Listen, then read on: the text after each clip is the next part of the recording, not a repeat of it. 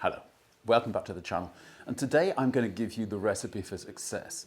Success, though, I want you to think of as relative to your ability. How can you play as well as you can play relative to your ability? And it has all to do with what you're thinking when you're hitting a golf ball.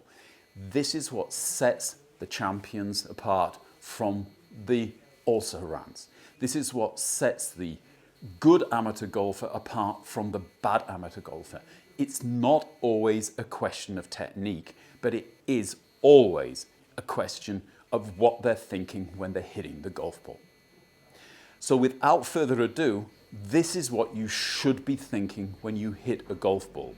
You should be absolutely confident and have the conviction that the next shot is going to be the best shot you ever hit. You have to have this belief in order to hit the best shot that you can hit.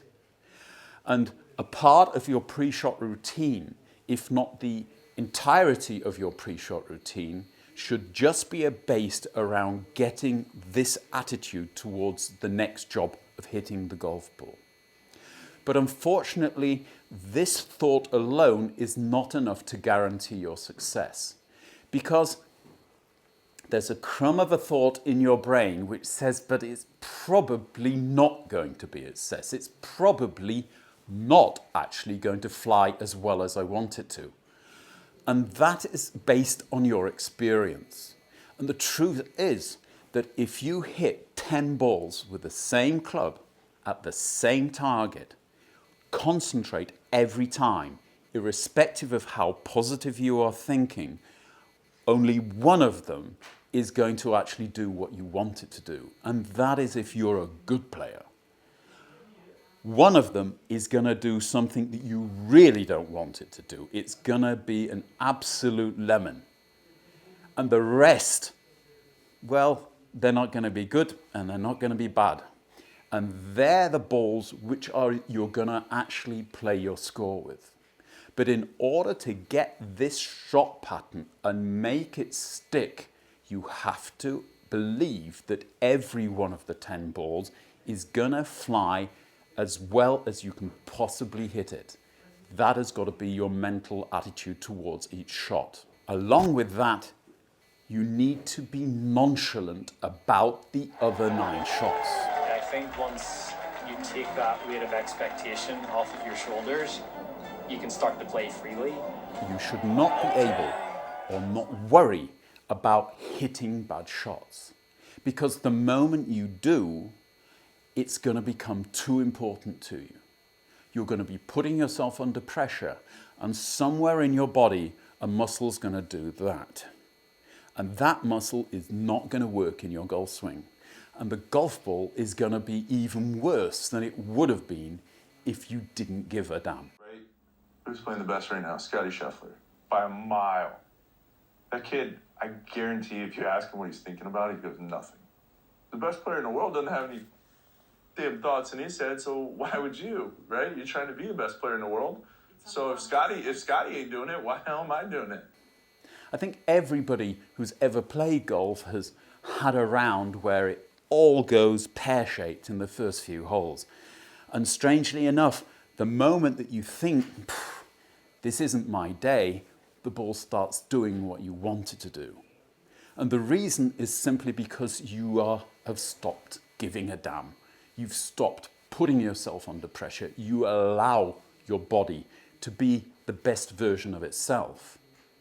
And if you can combine this relaxed attitude towards success with an absolute conviction that the next shot is going to actually be a good shot, then you have the recipe for success. Apparently, only 20% of professional footballers should ever take a penalty. The reason for this isn't because they aren't technically gifted that they can't kick a ball. The reason for this is simply that in the situation of a penalty kick, they cannot combine these two recipes, these two attitudes towards their success. They are not convinced in their own minds that they're going to actually score a goal. And it's far too important to them that they score a goal. The consequences outweigh the actual ability in their minds. The 20% are able to set this pressure aside, to a certain extent negate it, while at the same time having the courage of their conviction and the confidence in their ability to kick a ball in the target. And this is basically what we're expecting you to do by every shot on a golf swing, on a golf course. Golf is basically one penalty shot after another. It is probably one of the most difficult disciplines in football, and we are doing this on every shot. So what you've got to try and do is create a routine which gets you into this relaxed state of mind, whilst at the same time gives you the conviction to carry out the shot without worrying about the consequences of the shot.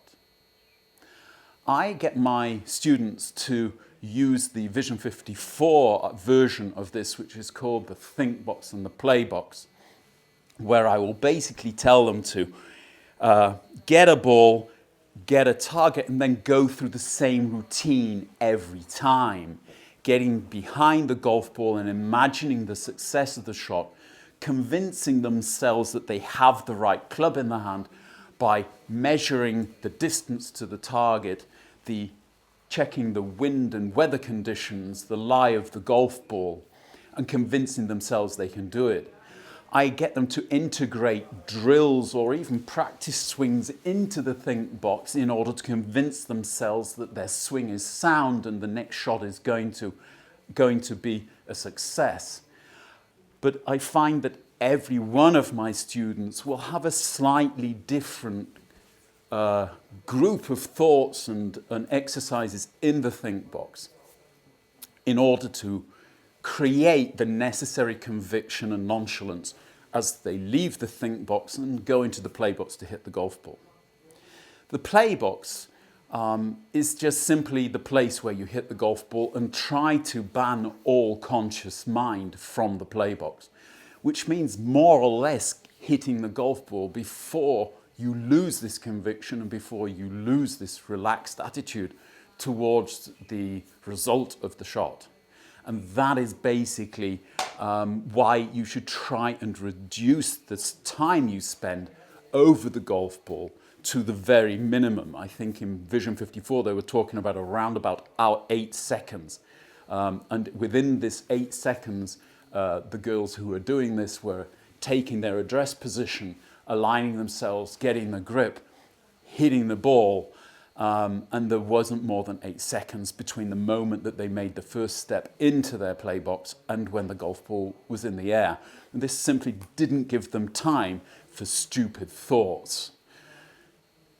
You've got to accept that as a human being, you're gonna have stupid thoughts.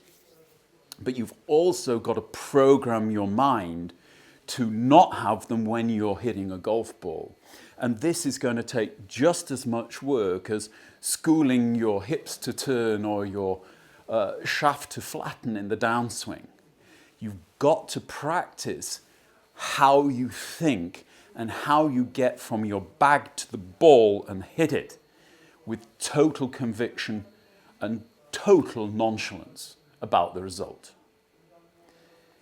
As ever, if you loved the video, hit the like button. If you haven't subscribed to the channel, it would be great if you did.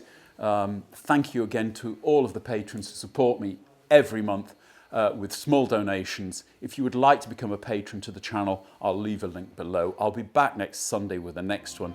Until then, wish you all a great week. Bye-bye.